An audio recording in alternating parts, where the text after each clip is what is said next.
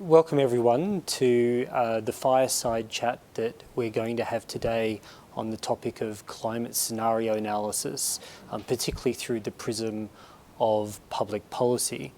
My name's Jeremy Lawson. I'm the Chief Economist at Aberdeen and the head of the Aberdeen Research Institute, and I've been very closely involved in the design of climate scenarios within our firm.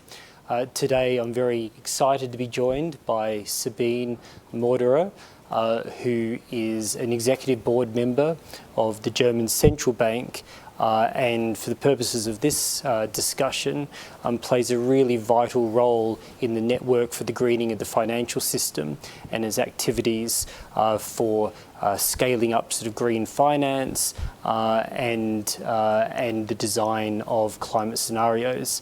So Sabine, I'm going to direct my first question to you, and perhaps for the audience, you could sort of help people sort of understand, well, what is the purpose of the NGFS sort of process and the way that sort of the scenarios that are designed through the NGFS system, what are they aimed at? What are they trying to achieve? Yeah, thank you, Jeremy. So maybe first of all, I explain what is the network for greening the financial system at all. So we are a network, a voluntary network of the committed central banks and banking supervisors. We started 4 years ago with 8 members, central banks and banking supervisors, who realized that climate change and other ecological issues something that's new to central banks, that's new to the economy, and that we only will manage and cope climate change if we work and collaborate together. So now, 4 years later, we are 100 members, so 100 central banks and banking supervisors are now part of our network. Our goal is, as I said, to work together to understand the impact of climate change and, of course, to fight climate change. And and as you pointed out, one of our, I think most prominent project is, and Bank of England was very prominent in doing so, is a scenario analysis. Because what we found out is that, the political decisions have a great impact on what the world will look like, the economic impact. So what we did basically was managing to think of 3 categories. One category is orderly transition. So we start right now, have great policies in place, great regulations, so the world will most probably manage to be net zero by 2050. The second category we found was a disorderly transition. That means that, at some point we understand that we have to really hurry up to manage not net zero, but mitigating climate risks. We call that disorderly transition.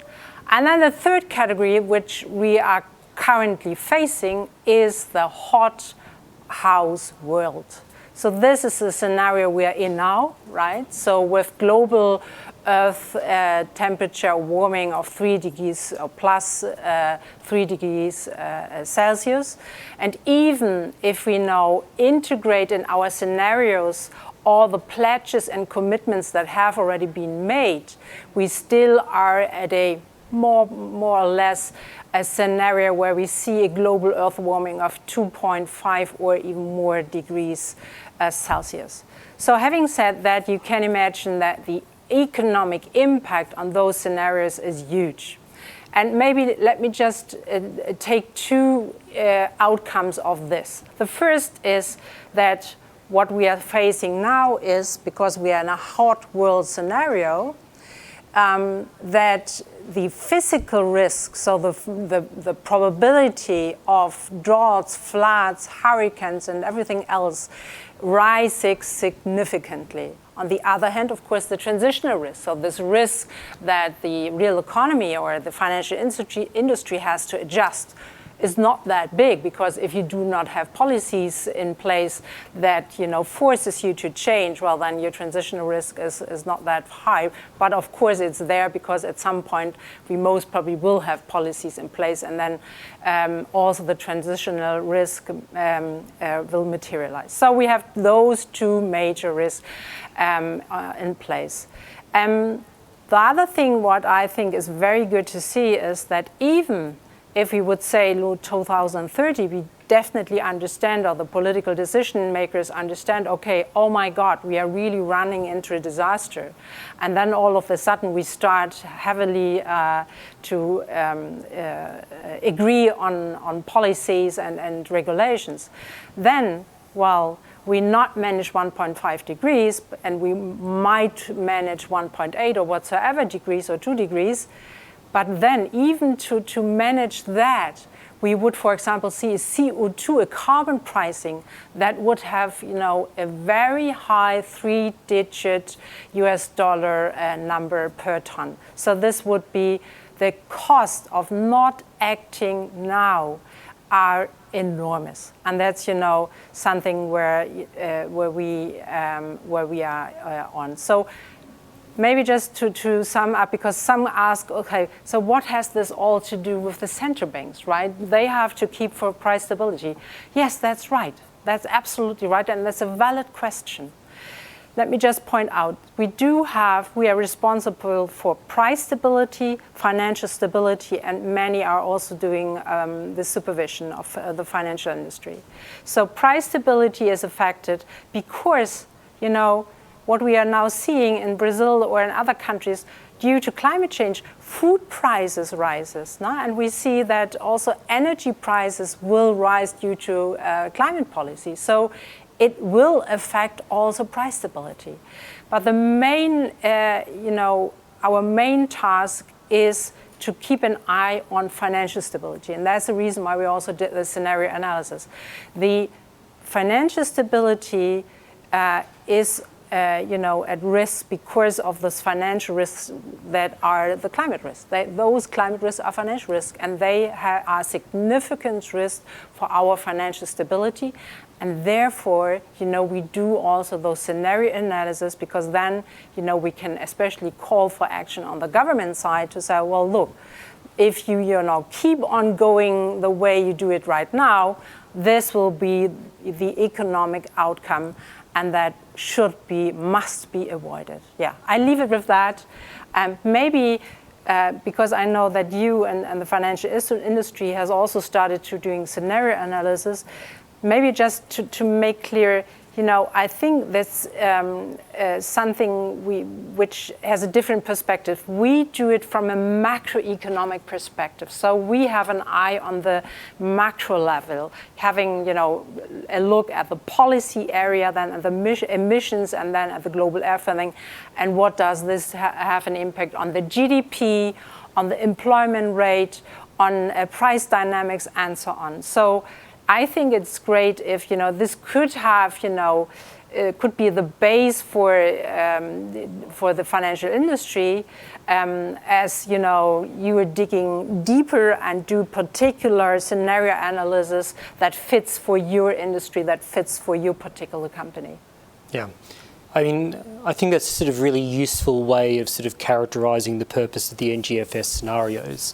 I think the key points that I'd want to make about once we get into the granularity of how do we action that within the investment industry is, so if you think about financial prices reflect expectations of the world that effectively market participants in aggregate think are likely, not which are optimal, right? So we might all agree around this table that alignment with 1.5 degrees would be an optimal outcome, and failing that below 2 degrees.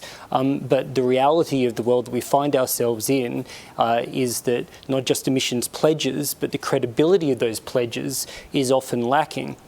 So what we do within Aberdeen, which I think will become more common in the industry, is we take into account the messiness of the reality of climate policy into the design of scenarios that effectively build on the NGFS scenario process, but adapt them in important ways so that, for example, we can take into account that actually climate policy in the emerging economies is likely to significantly lag behind that of the advanced economies, or we can take into account that within the advanced economies, Australia's climate policy, where I'm from, is less credible than Europe's climate policy.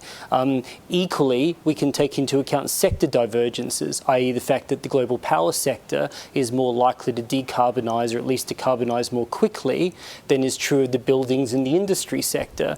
And once you take that into account, you build that into the design of scenarios, actually you generate very sort of different outcomes for how you assess climate risks and opportunities, not just at the aggregate index level, right? So if we're thinking about global equities in the aggregate or regional industry indices, but also more importantly for individual firms. So what we do is we generate really interesting sort of insights, and we can sort of understand there's an enormous dispersion of potential exposures through that intersection with probable policy environments, and that in turn allows us to make more sophisticated decisions about, well, which types of firms do we want to invest in or avoid, how are we going to take credible transition firm plans at the corporate level into account, how can we build funds and solutions that align with particular temperature pathways. So all the things that we need to do on behalf of our clients